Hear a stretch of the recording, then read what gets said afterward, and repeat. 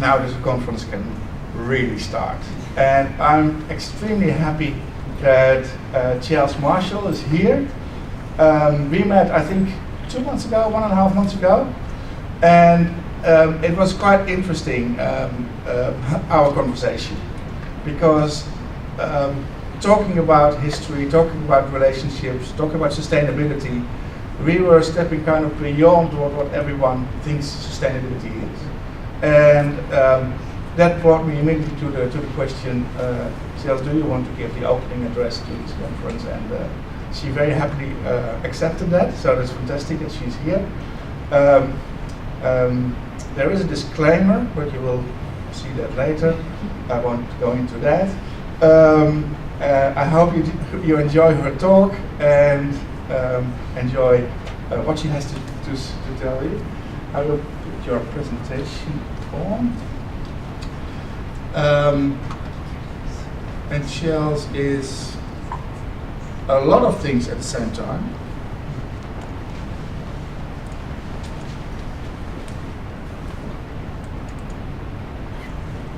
She is working at ANU, finishing her PhD, but also your consultancy. Yeah. And of course, she's from Alberta.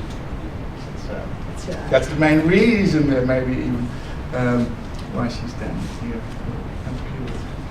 Getting this on. All right. Thank you very much. Thanks, Rob.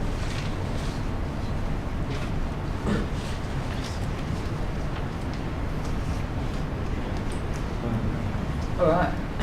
Hello, my name is Chels Marshall.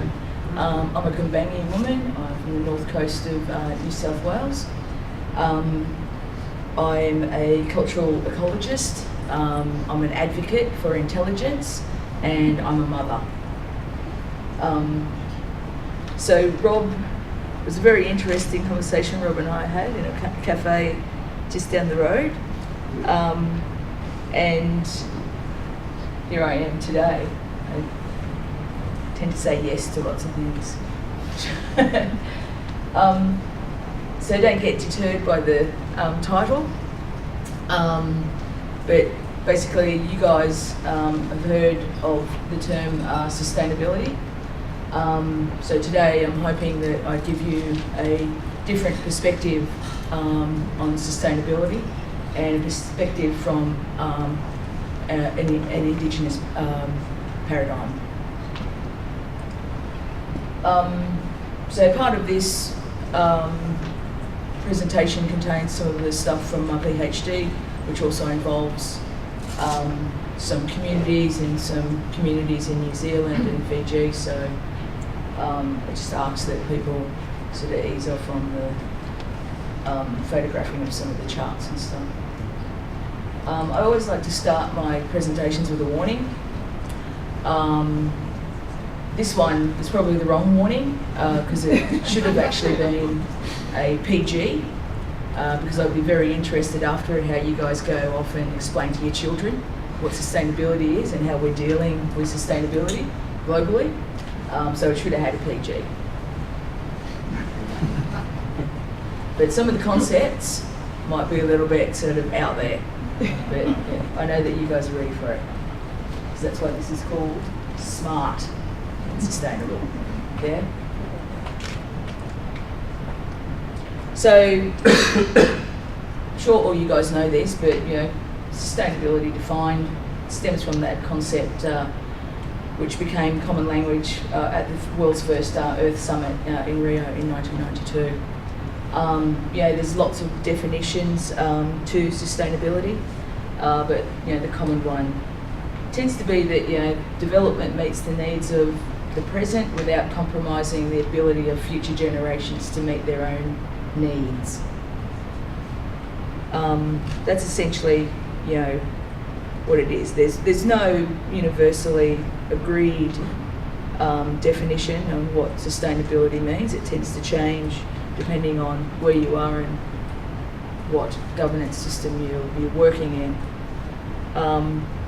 But many also argue that sustainability has been hijacked and twisted to suit government and business that really want to continue with business as usual. and lots of people do think that.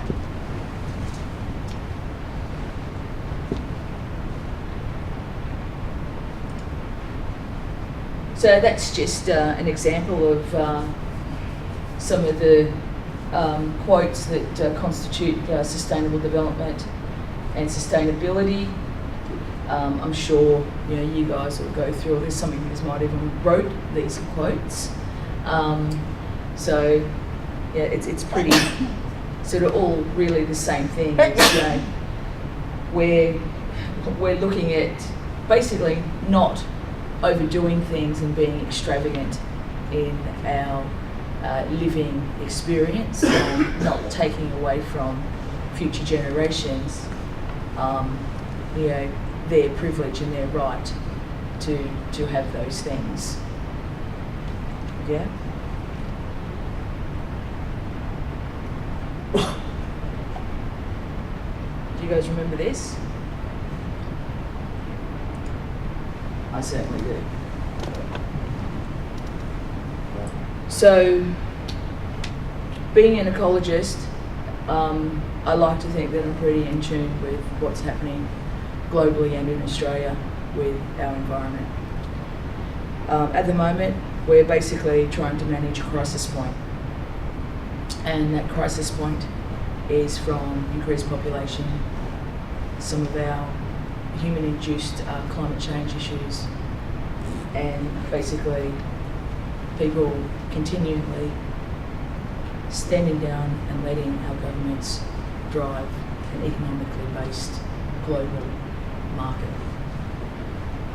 World population is estimated to be 10 billion by 2030, which is up from 2 billion in 1950 and 6.5 billion in 2000. The population of cities in developing countries will double from 2 billion to 4 billion by the next 30 years.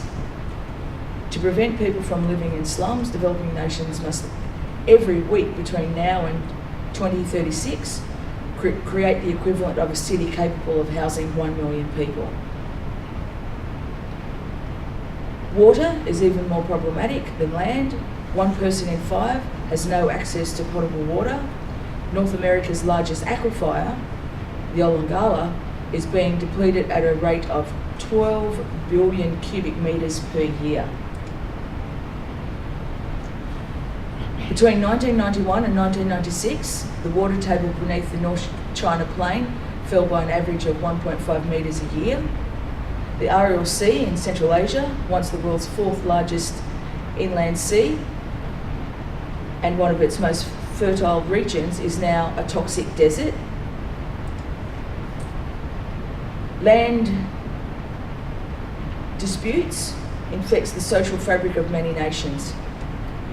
Our influence on the climate has decreased shallow water corals by 50% in 30 years, declined global species population by 60% in the last 40 years.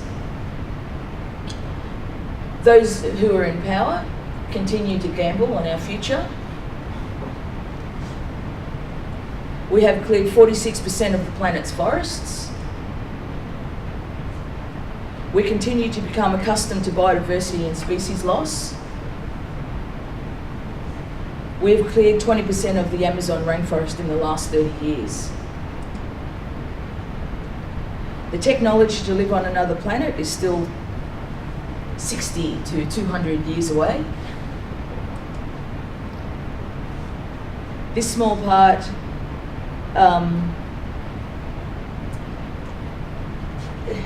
is affected by every government throughout the world.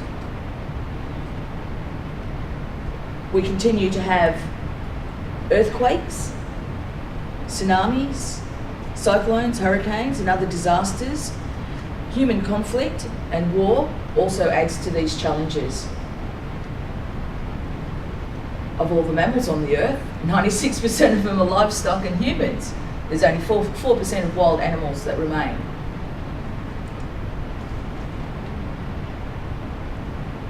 And still, 70% of the birds on the planet are chickens and turkeys, etc., edible, and 30% are wild.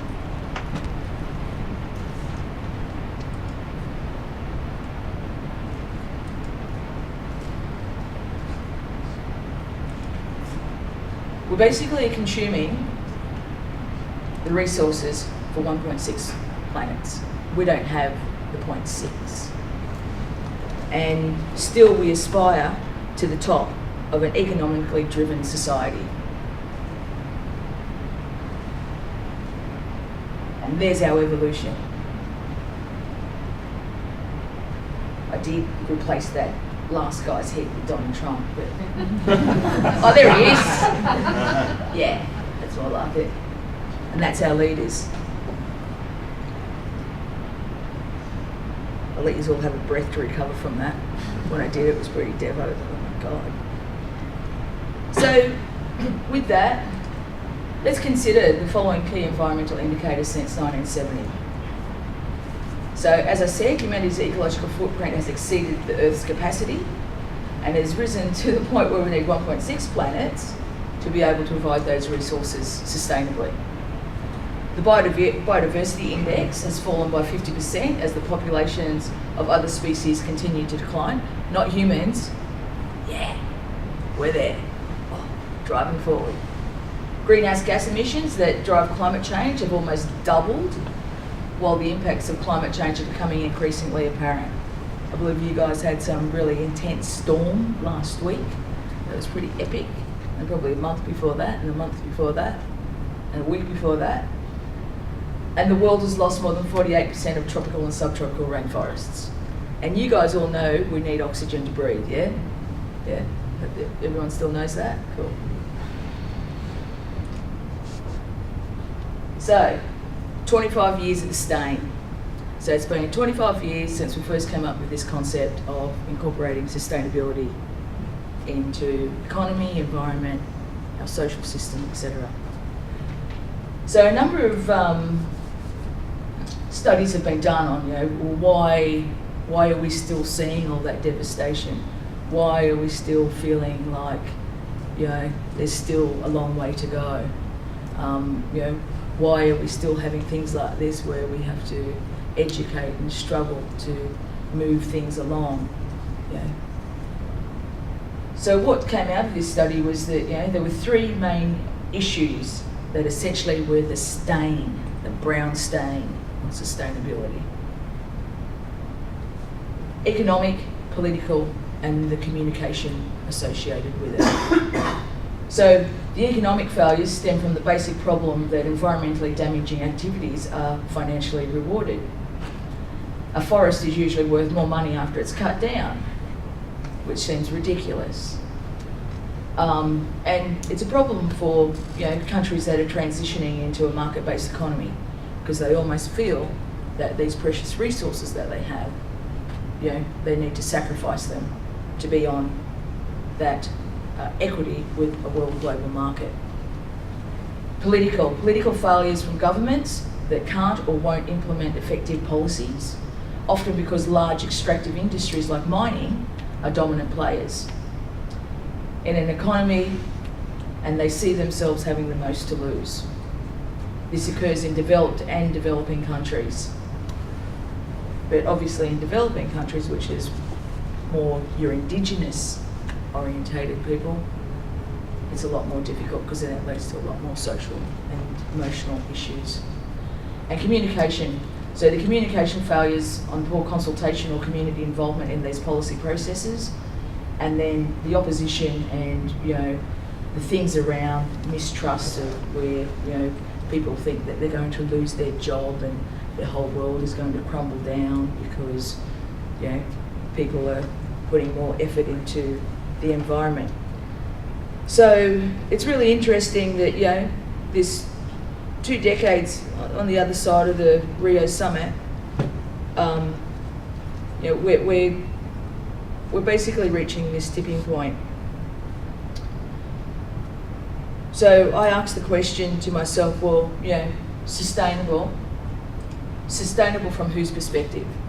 Certainly from my perspective as an Indigenous woman, That's not sustainable. Not sustainable at all. I come from a culture that's had more than 40,000, 60,000 years of living on this planet in peace, harmony, and in equity with every other species. So this sustainability, obviously comes from these dominant ecocentric paradigms, Western frameworks and processes, Western ideology and interpretation, and the concepts and constructs are primarily driven by Western concepts and those ideologies. And that's what we deal with. And, I'm sure you guys, by looking at those global pictures and working in the industry yourself, you need to start, well, is it really sustainable?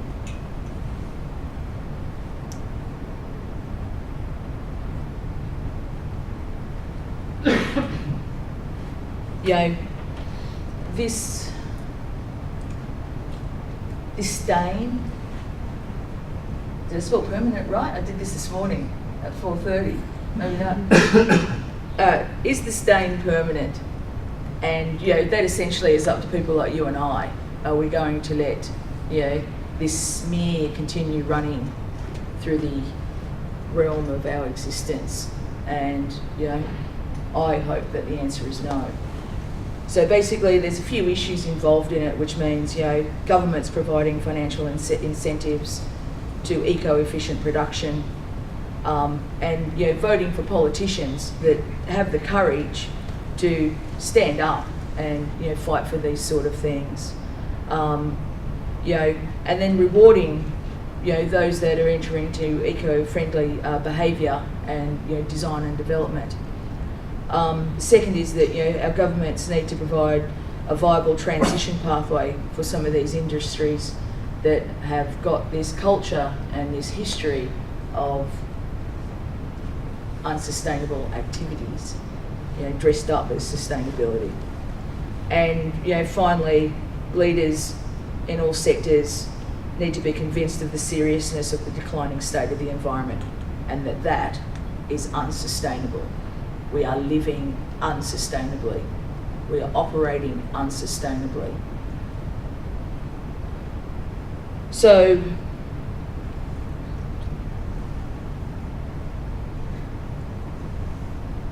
I'm proposing today. Is the old auntie there telling you? Being lucky enough to be in Australia, living and working and moving amongst one of the oldest cultures in the world, where lots of Aboriginal people have still retained knowledge and knowledge systems that relate to that sustainability of living equitably with the planet, with the resources. That's an untapped resource in itself. That's an asset. And, it's like, if you're going off to fight orcs, why wouldn't you take the best sword maker that's in the village with you to make the best swords to fight this battle? If you're going to fight pirates on the sea, you'd take Orlando Bloom because he knows how to make awesome swords. It's the same thing. Why would you not take Aboriginal people along to assist and to provide some insight and a different paradigm and thought process on how we do this sort of stuff?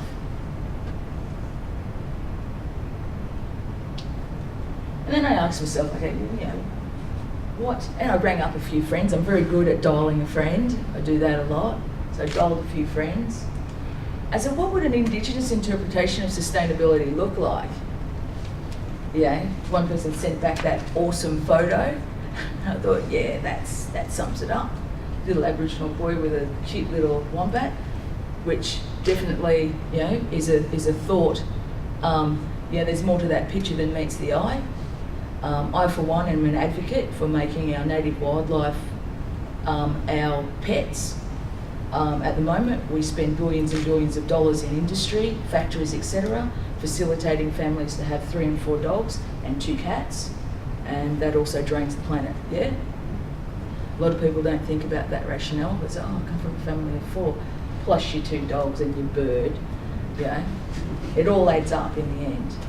So, it comes down to, okay, well, Indigenous people and Aboriginal people in Australia have always seen themselves as caretakers and custodians. And that could be the difference, not owners. With ownership, you tend to think, I own a property, and if I want to dig something, I'll get out there and dig. Yeah? And that's the mentality. I own this, so I can do whatever I want with it. Whereas, as a custodian and a caretaker, there's a different paradigm and perspective on what you're doing on that country and on that land. And for Indigenous people, it comes from that more spiritual, physical, intellectual and an emotional component, not from a political and economically driven point.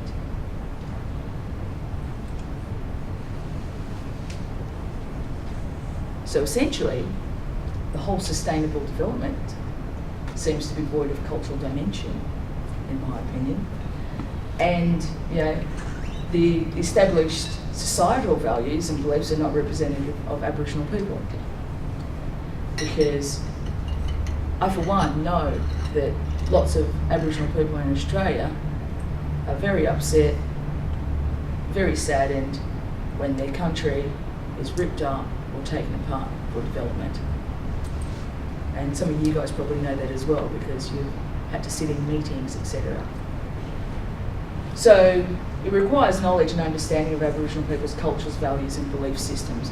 And it's only been in the last 10 years that in Australia things are sort of roving and moving to be inclusive of those and people understanding what those values and belief systems are. Could have been because of the influx of hipsters, but could have been something else. Sea changes. So a culturally consistent measure of sustainability with culturally consistent model for including that cultural dimension in sustainable decision making. And that cultural inclusion in all dimensions of sustainability as a methodology. So I've got to admit, I stole that or borrowed it from these guys in New Zealand. I love New Zealand, they've got their shit together. And you can further read on that. So it's by T.K. Morgan, back in 2006. He wrote a paper on decision support tools and the Indigenous paradigm. So, the Indigenous sustainability framework. So, unity within the environment, that holistic perspective, that geographic relationship that enforces belonging.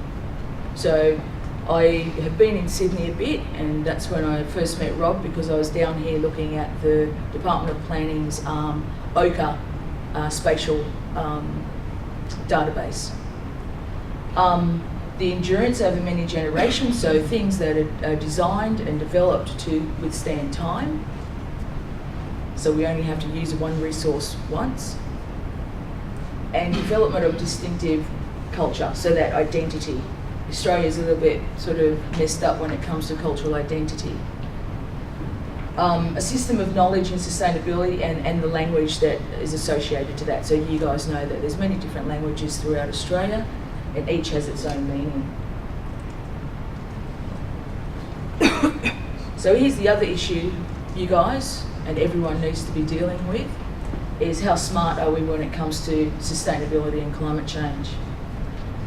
So obviously throughout time, in the periods of Indigenous occupation, Aboriginal people have sustained and developed the social frameworks, the economic frameworks, and the environmental frameworks to be able to withstand many fluctuations in the environment and many severe fluctuations, including ice ages, severe droughts, etc. Now, we're all intelligent. If we think that those sort of things are not going to happen again, we're kidding ourselves. So, in Australia, these consequences will be pretty hectic. So, the more extreme weather events, heat waves, storms, cyclone, bushfire, declining rainfall, higher temperatures, decreasing water supplies. We always have we have water issues at the moment. Looking at changing the way buildings and infrastructure are designed, that's you guys, and diversifying the water supplies in our cities. So being smart in how we integrate those into our design concepts, improving our water use, and rethinking the way we develop vulnerable coastal areas because of sea level rise, and changing our forestry and our agriculture.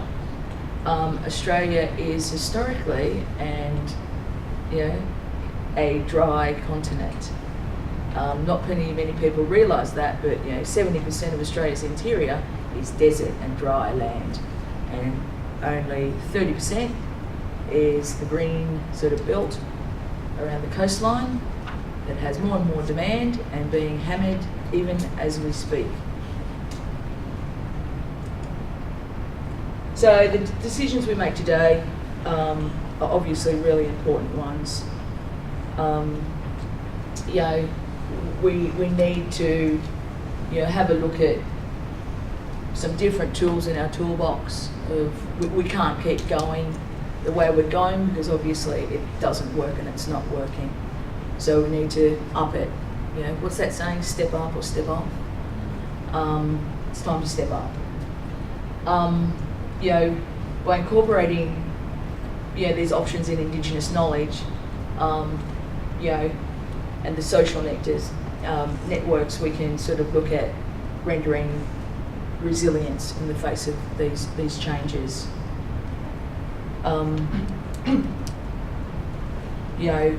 And these processes won't come from governments. We've got leaders that are rolling back on environmental legislation. We've got leaders that don't even believe in climate change. We've got leaders that think that building huge fences will help sustain their country.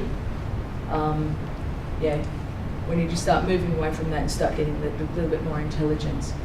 So in presenting a different way of thinking, it may not be called science, but Indigenous knowledge refers to the scientific skills that Aboriginal people value and have used since the beginning of time. And it's essentially this knowledge of how the environment exists and our relationship with it.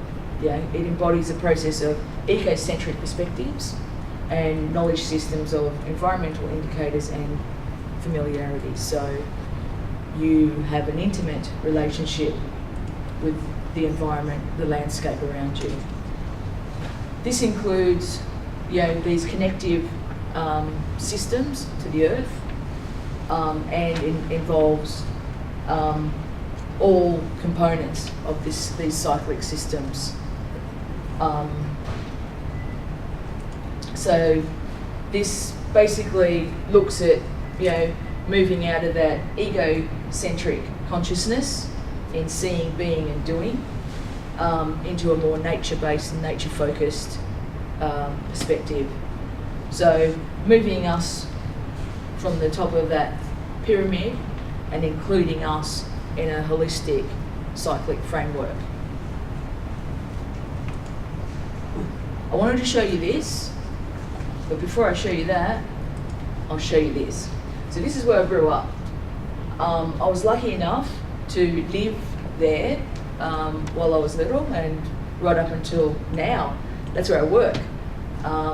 Yes, I have a boat. That's my vehicle to go to work. I have a kayak as well to cut down on the emissions and the petrol. It works brilliantly. But next to it is a map I made, and this is my Bari. This is my homeland. This is my Jagun. This is where I come from. This is my landscape. This is my association to that part of country. And my part of country extends from the Clarence River to the Nambucca River in the south. This map basically explains all the components of that landscape in an Indigenous perspective, because everywhere in every town on that coastline has a meaning. And the meaning extends from what it was prior to European invasion, and the significance of that landscape and why. So, there's places that you don't go. There's one in particular, you don't go there because it doesn't have a magnetic north because of the geology of the rocks. and you don't live there and you don't build there because all the electronic equipment will probably clap out. There's another place you don't go because it could be scary. Most of the places are scary, but there's other things associated. So it could be where you've got a large colony of jumping ants or a highly congregated mass of brown snakes and death adders. So it's that connection to country of knowing what the landscape actually is. So back to this one, this is my environmental kinship and my totemic relationships to that country. So I was telling Rob about this and he seemed very interesting, so I'm sort of putting this up for Rob's sake. So being a scientist, I had to sort of include it in that whole sort of tree of life type thing. But in the background you can see the ocean. For me, the ocean is the totem of all Kumbanya people. So we hold the ocean sacred and we see it as a living entity, living and breathing, and it is to be respected, and in return it will respect us. There's certain other components related to ceremony and also to kinship to that ocean. So associated to that ocean are the atmospheric features created by the ocean. The clouds, the wind, the temperatures, our global weather patterns. Every habitat that's in the ocean is also associated to me. Every water body that goes into that ocean, the catchments that come from high in the mountains and make their way and meander through the landscape. Every creature in that ocean, because the ocean is the blanket that encompasses those living organisms. So I have an association to them. Every season of the sun that then also influences the different components of those animals, the habitats and the atmosphere. Every cycle of the moon and the tides that are associated with that ocean. And then the tree of life. As well as that, I have myself and my family. I am a dolphin. There's a dolphin at the end here.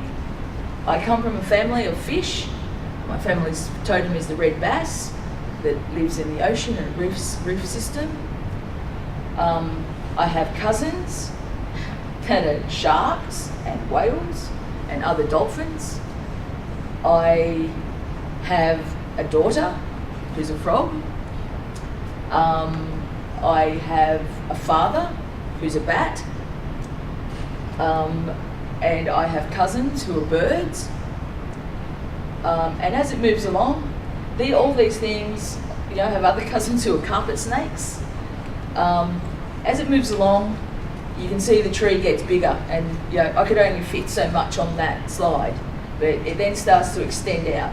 So then you start to see that I have a kinship to everything that's basically in my Bari, in my Jagun, in my country.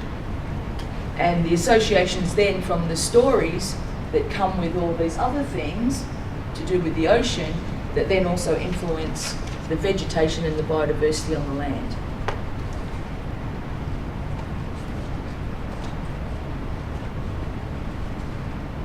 Now, if Gina Reinhardt had that, do you reckon she'd be doing what she's doing? No. Sorry, Gina, I had to mention you. So basically, what we're looking at is, I think you guys have seen this, so it's looking more toward that regenerative planning paradigm, which sort of follows a bit on that cultural paradigm, where ecosystem needs, the landscape, etc., is at the top, and everything else comes under it. But then what we want to move towards is obviously where the foundations of everything is that place, the climate and the culture that sets the foundation of how we build and plan the urban environment and our needs as humans. So all these environmental factors have primacy in what we do. it's just another. I think you guys have probably seen this before, but it's basically moving from being sustainable and taking it a bit further and beyond to the whole systems, and taking into consideration those Indigenous components of cyclic processes and holistic processes.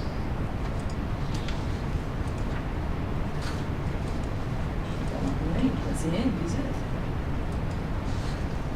Okay. And then I was thinking, well, why do we want to build an administrative land system based on Indigenous knowledge and adaptive management? Well, I think the answer is quite clear, because what we're doing at the moment is not working.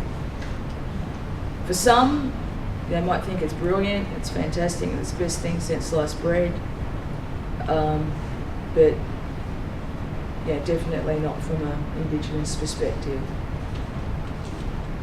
And obviously, it needs to have that clear governance and administration and policy component to it that provides you guys with the ability to go forth and be intelligent and smart and to be leaders in how it works and happens. This looks like paradise to me. So that's how I want to live. And so the next best thing that I work in, so I work in regenerative design. And in that, which is a fairly new concept for Australia, is I work with engineers, designers, architects and planners. And what I try to do is basically what I call an Indigenous sandwich. So at the bottom is traditional knowledge systems of the landscape and the species that are there. The next thing is the engineering and the planning and the architecture that fits into that component. Then sandwiched on top is Indigenous governance systems on how people manage and operate within those areas. This is an example of one that we ended up with. So this is a place called Cranbourne West in Melbourne. So basically, this new ideology in living and existing that incorporates Indigenous knowledge as a foundation for urban development. It's a paradigm shift for urban development that encompasses ecological and cultural landscapes, as well as Indigenous perspectives for planning innovation to ensure a future for regenerative communities in Australia and building resilience in that urban space. That's me. You can take the Earth Pledge. There's two sides. I won't get you to pick which one you want to be on, because I think I know which one you want. But thank you for listening, and I hope that you enjoy the rest of your conference and come out with some really badass and kick-ass things. Thank you.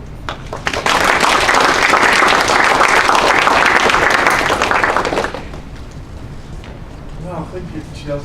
Is it a coincidence that this line is exactly through the UK, or is it?